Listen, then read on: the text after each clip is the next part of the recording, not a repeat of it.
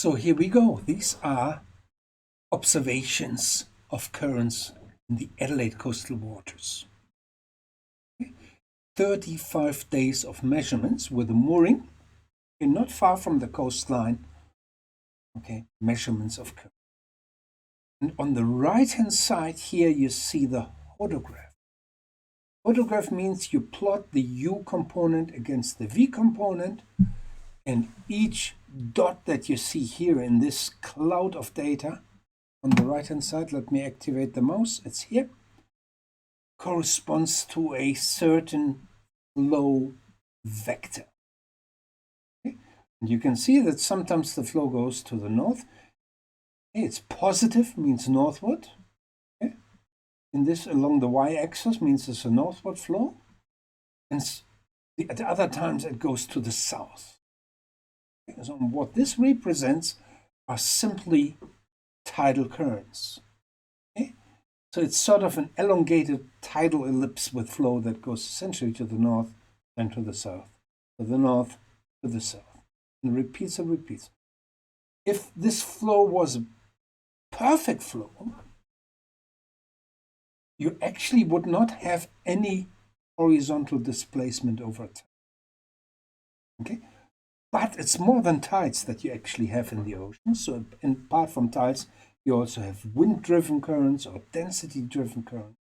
So what you do, if you actually plot a progressive vector diagram, and this is shown here on the left, where you start at a location 0, 0, 0, the x and the y coordinate, and then you work out the horizontal displacement from this iteration, you actually get a displacement all the way here, over 35 days of about 70 kilometers.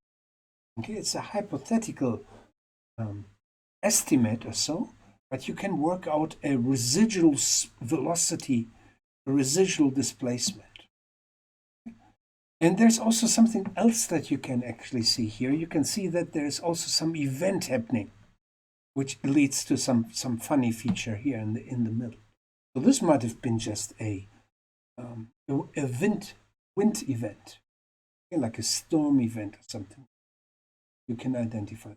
But overall, the key message is you can work out a displacement, and indeed I should have said that at the beginning. So if you think about the orientation, Adelaide coastal waters, you have a coast here in the east, and essentially you get some drift northward along the coastline. And something like this is interesting to note, or is interesting to do if you think about sediment transport along coastlines. Then you do these progressive vector. All right, so this is not easy, but this is something that you are actually asked to do as part of your assignment. Actually work out a progressive vector. You try to get your head around it using Excel, and if you have a velocity data, how do you work out these displacements? And the important clue is always, you always have to work in units of meters and seconds, and then you can convert to kilometers or hours or so at the very end, but not during your calculation. Otherwise, you just mess it up. Okay?